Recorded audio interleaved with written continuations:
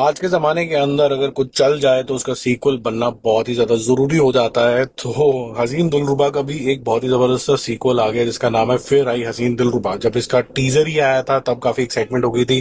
Trailer से काफ़ी कुछ खुलासा सा होने लग गया था और मुझे यही फियर था कि, और मैंने इसका रिएक्शन तभी नहीं दिया था कि यार इसके रिएक्शन में मैं क्या बोलूँ। ऑलमोस्ट सारी पिक्चर तो दिखा रहे हैं कि इससे ज़्यादा कुछ हो ही ना बताने के लिए। तो क्या ये ऐसा ही है या फिर अभी भी इनके बटारे के अंदर इतना कुछ है दिखाने के लिए कि आप बोलो फिर आई हसीन दिलरुबा, अगली बार फिर से आना स्त्री। ऐसा कुछ होने वाला है तो डिस्कस करते हैं। देखो, पहला जो फर्स्ट पार्ट था वो तापसी, विक्रांत और हर्षवर्धन के बीच का जो लव ट्रायंगल था उसके अंदर बीता जा रहा था, और साथ साथ में जो कैरेक्टरिस्टिक डेवलपमेंट थी वो बहुत अच्छी थी कि तापसी मिस्टीरियस सी वुमन इधर जाएगी कि उधर जाएगी, विक्रांत एक सीधा इंसान और एंड में आपको पता क्या कर बैठता है, अपना हाथ तो हाथ काट लेता है। कोई स्पॉइलर नहीं है यहाँ पर, फर्स्ट पार्ट मोस्ट प्रॉब्ली सबने देखा होगा। और हर्षवर्धन का कैसानोवा है कि वो नेगेटिव शेड के अंदर है, तो हर एक के दो दो पहलू थे।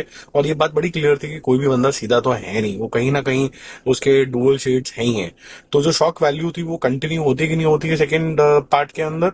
आई वुड से कि जो जिस तरीके से इसका ट्रीटमेंट है, जिस तरीके से इसके किरदार है, जिस तरीके से स्टोरी फर्स्ट पार्ट में खत्म हुई और वहीं से शुरू हुई, बड़ा नेचुरल है कि ये मिस्ट्री के जोन के अंदर जाएगी ही जाएगी। तापसी पन्नू का जो रोल है रानी सक्सेना का, और विक्रांत मैसी का जो रोल है ऋषभ सक्सेना का, वो कहीं ना कहीं अब मुसीबत के अंदर है। वो पीजी के अंदर रह रहे हैं, वो चाहते हैं कि वो पुलिस से ना पकड़े जाएं।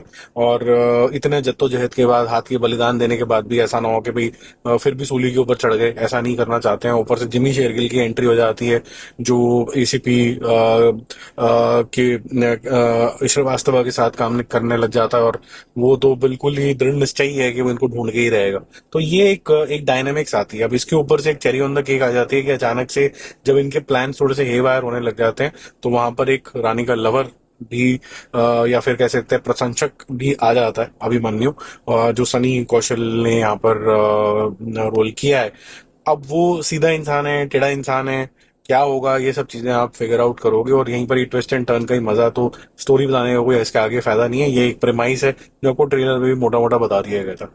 जो सस्पेंस फैक्टर है, जो जेलेसी फैक्टर है, जो स्पार्क है इनके बीच में, दोनों के हस्बैंड वाइफ के रिलेशनशिप के अंदर, वो बना रहता है। कैसे ये बचेंगे वो प्लानिंग चलती रहती है, तो रेस अगेंस्ट टाइम वाली फीलिंग आती रहती है आपको। कैरेक्टर सारे ट्विस्टेड हैं, साथ साथ में जो विक्रांत मेसी का जो कैरेक्टर है वो ट्विस्टेड कैरेक्टर के साथ, जो उसके अंदर जो डुअल लेयर थी ना, सादगी और पागलपन वाली, वो लेयर अब उतर चुकी है। अब वो यूनी डायमेंशनल है, आपको पता है कि अब इसने ऐसे ही करना है। तो जो सस्पेंसफुलनेस है इस कैरेक्टर में तो कम है। हालांकि आप ये बोलें कि तापसी पन्नू के कैरेक्टर के अंदर भी लेयर हैं, अभी भी आप कंफ्यूजन में आओगे कि इसका डिसीजन क्या होगा। और सनी का जो कैरेक्टर है वो मेरे ख्याल से काफी लोग गैस ही कर लेंगे। उसके अंदर थोड़ा सा इतना ज्यादा बीच में कंटेंट आ गया है कि लोगों ने थ्रिलर देख देख के इतने घस दिए हैं कि आप ऑलमोस्ट समझ जाओगे कि क्या होने वाला है। तो जो एक्सट्रीम मजा आया था ना, जो एक्सट्रीम शॉक वैल्यू थी, यहाँ पर थोड़े से ट्विस्ट एंड टर्न डालने की सेकेंड हाफ में कोशिश करी गई है, लेकिन you will sense them coming. मतलब मुझे तो बहुत इजीली समझ में आ गया था कि ये क्या हो रहा है। ठीक है, बाकी जिमी शेरगिल का जो रोल है वो फिर से अंडर यूटिलाइज्ड है। He could have done much more. साथ साथ में इवन आदित्य श्रीवास्तव, जो एसीपी किशोर जामवाल का जो कैरेक्टर है वो भी मेरे ख्याल से अंडर यूटिलाइज्ड है। ये बहुत ज्यादा कुछ कर सकते थे। इनफैक्ट मैं बोलूंगा कि जो लव ट्रायंगल यहाँ पर कुछ क्रिएट करने की दोबारा कोशिश करिए, वो भी अपनी पीक नहीं पकड़ता है जिस तरीके से पकड़ सकता था। तो जो मेरा मूवी शूवी स्कोर है इसके लिए, गुड अटेम्प्ट के लिए 3 स्टार आउट ऑफ 5 रहेगा, क्योंकि ये कैरेक्टर जिस तरीके के, आप इनको दोबारा देखना चाहोगे। But at the same time जो मजा है, और जो एक फील्ड था ना अननोन टेरिटरी वाला, क्या यार अब क्या होगा, और अनप्रडिक्टेबल से कैरेक्टर है, अनप्रडिक्टेबल सिचुएशन में चले जाएंगे, अब इतना बड़ा सैक्रिफाइस हो गया तो क्या ये अब तो बच ही जाना चाहिए।